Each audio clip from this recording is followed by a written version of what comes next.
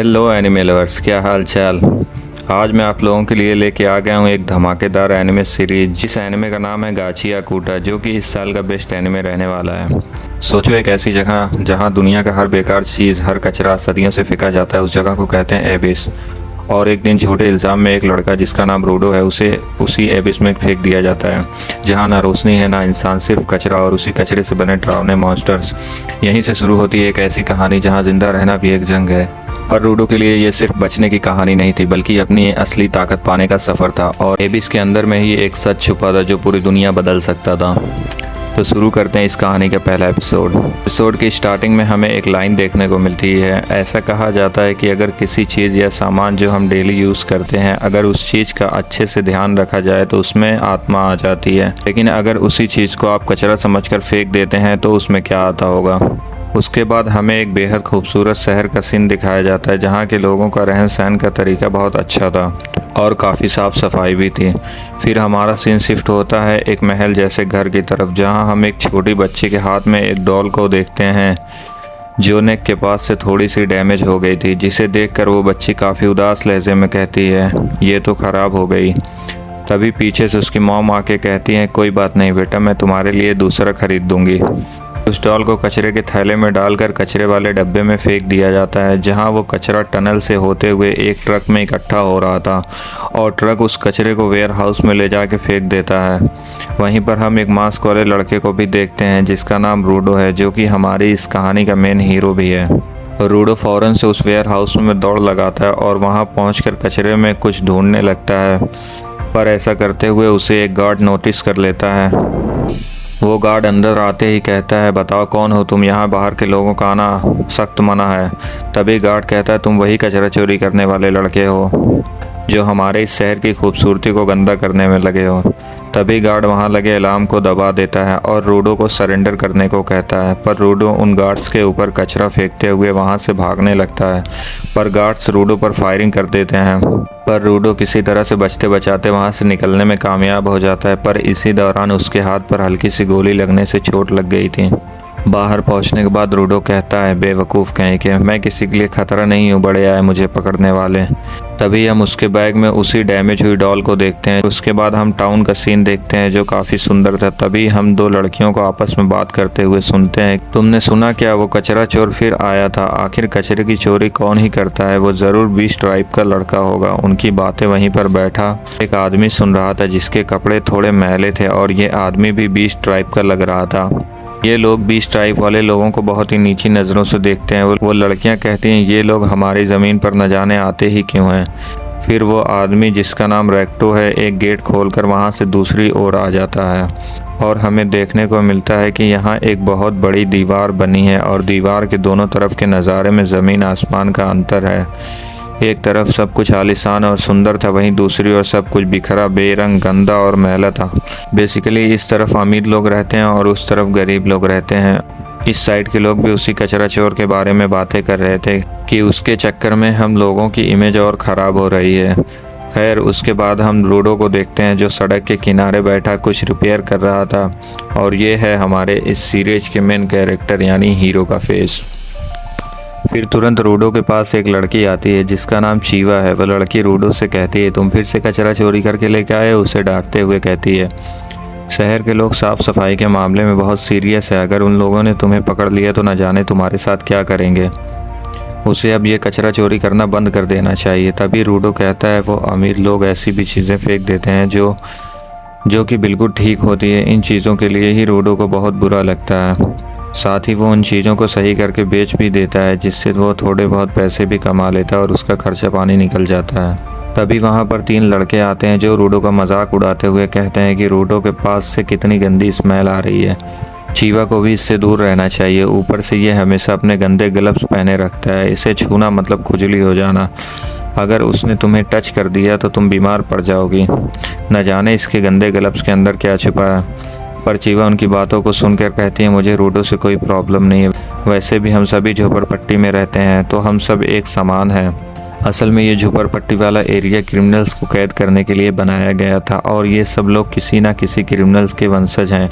ये लोग अपनी इमेज सुधारने के लिए बहुत मेहनत करते हैं, लेकिन रूडो के पिता ने सारी मेहनत बेकार कर दी क्योंकि उसने ढेर सारे लोगों का खून कर दिया था।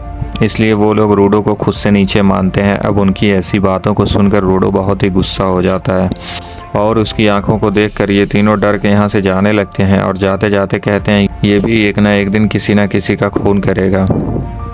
पर चीवा रूडो से कहते तुम बिल्कुल अपने पिता जैसे नहीं हो, मुझे तुम पर भरोसा है, तुम एक अच्छे इंसान हो। ये बात सुनकर रूडो कहता है मैं भला ऐसा क्यों करूँगा। और यहाँ हमें पता चलता है कि रूडो चीवा को लाइक करता है। तभी चीवा की नज़र उसी डॉल पर जाती है जो रूडो उस वेयर हाउस से ले आया था। उसने बिल्कुल पहले जैसे ठीक कर दिया था। वो डॉल चीवा को बहुत पसंद आती है, पर रूडो उससे कहता है चीवा ये मैं बेच नहीं सकता। असल में रूडो उस डॉल को चीवा को गिफ्ट के रूप में देना चाहता था। वो उस डॉल को चीवा को दे पाता उससे पहले ही वहाँ चीवा की मॉम आ जाती हैं और चीवा को अपने साथ लेकर चली जाती हैं। इसके बाद रूडो भी अपने घर आ जाता है जहाँ रेक्टो उसकी खूब टांग खींचता है। ये डॉल बेचने के लिए नहीं है और कहता है तुम वो डॉल उसे देने के लिए ही लाए थे। रूडो कहता है रेक्टो आप हमारी बातें सुन रहे थे। रेक्टो कहता है तुम्हें अपने दिल की बात उससे छुपानी नहीं चाहिए, पर पहले ये बताओ तुमने कल रात को क्या कांड कर दिया है। रेक्टो रूडो से कहता है कि हमारी हालत इतनी भी ख़राब नहीं है कि तुम्हें कचरा चोरी करना पड़े। पैसे कमाने का काम मुझ पर छोड़ दो और तुम अपनी लाइफ को रिस्क में डालना बंद करो। दोस्तों रेक्टो ने रूडो को पाल पोस कर बड़ा किया है। वो उसका सगा बाप नहीं है लेकिन उसके फादर जैसा है और रूडो भी उसकी काफ़ी रिस्पेक्ट करता है और उसका बोझ हल्का करने के लिए ही रूडो ये चोरियाँ किया करता था। तभी रेक्टो की नज़र उसके हाथ पर लगी चोट की तरफ जाती है, जिस पर रेक्टो उससे पूछता है तुम्हें ये चोट कैसे लगी, किसी ने तुम पर हमला किया। इस पर रूडो हड़बड़ाते हुए कहता है नहीं तो ये बस हल्की सी खरोच है। इस पर रेक्टो कहता है चलो अब जल्दी से अपने ग्लव्स उतारो ताकि वो उसके ज़ख्मों पर पट्टी बांध सके। वो रूडो को चोरी करने से भी मना करता है और कहता है हो सकता है अगली बार तुम्हारी किस्मत साथ ना दे। तभी हम रूडो के हाथ को देखते हैं जो कि अजीब से दिख रहे थे, जिसके लिए वो अपने पिता को जिम्मेदार मानता है और इसी को छुपाने के लिए वो हमेशा ग्लव्स पहन के रखता है। रेक्टो कहता है बड़ा क्राइम करने का मतलब है मौत की सज़ा और यहाँ अपराधी को मौत की सज़ा देने के लिए एबिस में फेंक दिया जाता है। पुराने समय से ही यही शहर का नियम रहा है। फिर रेक्टो रूडो से कहता है तुम्हारे पिता को भी इसी एबिस में फेंका गया था, इसलिए मैं तुमसे कहता हूँ तुम्हें अपना और अपनी प्यारी चीज़ों का बहुत ख्याल रखना चाहिए। रूडो को याद आता है जब से उसने होश संभाला है तभी से उसके हाथ काले रहे हैं। कभी कभी इनमें बहुत दर्द भी होता है और समाज के लोग उसे अजीब सी नज़रों से देखते हैं। तब रेक्टो ने उसे ये ग्लव्स दिए थे जिन्हें पहनने के बाद से रूडो का दर्द भी कम हो गया और वो रेक्टो की इस एहसान का बदला कभी नहीं चुका पाएगा। तभी रेक्टो फिर से रूडो की टांग खींचते हुए कहता है रूडो को जल्द ही चीवा को अपने दिल की बात बता देनी चाहिए वरना उसे कोई और उड़ा ले जाएगा। दोनों इस बात पर बहस करने लगते हैं। फिर हम देखते हैं कि इनके घर के बाहर एक अनजान व्यक्ति खड़ा होता है। अगली सुबह रेक्टो रूडो से कहता है थोड़ा मुस्कुराना सीख लो वरना अच्छे नहीं लगोगे। इसके बाद रूडो उस डॉल को लेकर बाहर चीवा से मिलने चला जाता है जहां उसे रास्ते में एबिस भी दिखाई देता है। दोस्तों आपकी जानकारी के लिए बता दूं एबिस एक बहुत ही बड़ा गड्ढा है जिसमें ये सारे लोग अपना कचरा डालते हैं और अगर कोई क्राइम भी करता है तो भी उसे इसी एबिस में फेंक दिया जाता है। वो एबिस इतनी बड़ी और गहरी है इन्हें भी नहीं पता कि उसका अंत कहाँ है। इन्हें उसमें डार्कनेस के अलावा और कुछ नहीं दिखाई देता। उस एबिस को देखते हुए रूडो कहता है उस एबिस में फेंके गए लोगों का क्या होता होगा। तभी वहाँ पर चीवा आ जाती है और रूडो को गुड मॉर्निंग कहती है, जिसकी आवाज़ सुन के रूडो हड़बड़ा जाता है। चीवा रूडो से पूछती है तुम यहाँ कैसे, तुम तो यहाँ बहुत कम आते हो। चीवा बोलती है उनके एरिया को जानबूझकर एबिस के करीब बनाया गया है ताकि हम इसे देखकर डरते रहें कि अगर तुम कुछ भी बुरा करोगे तो तुम्हें भी इसी में फेंक दिया जाएगा। तो इन्हें ना चाहते हुए भी इस नज़ारे को देखना पड़ता है। तभी रूडो कहता है कल रेक्टो ने भी यही कहा था। चीवा कहती है उन्हें तुम्हारी फिक्र है क्योंकि वो भी तुमसे प्यार करते हैं। अब रूडो ये बात सुन चौंक जाता है, वो भी प्यार करते हैं मतलब। तो अनजाने में चीवा ने कन्फेस कर दिया था कि वो रूडो को प्यार करती है, जो सुन रूडो शर्म से अपना मुंह ढक लेता है। उसके बाद रूडो बोलता है मैं ये डॉल तुम्हारे लिए ही लाया था पर मैं इसे कचरे में से लाया हूँ तो शायद ये तुम्हें उतनी पसंद नहीं आएगी। चीवा उस डॉल को ले लेती है और बोलती है वो हमेशा इसे अपने पास रखेगी। अब तो रूडो की खुशी का कोई ठिकाना ही नहीं रहता। वो ये सब रेक्टो को बताने जाने लगता है और रास्ते में कुछ ऑफिसर से भी टकरा जाता है। पता नहीं वो यहाँ क्यों आए हैं। फिर रूडो अपने घर की तरफ भागते हुए जाता है, लेकिन रूडो ने तो चीवा को साफ साफ बोला ही नहीं। रेक्टो कहेगा वापस जाओ और उसे ढंग से प्रपोज करो।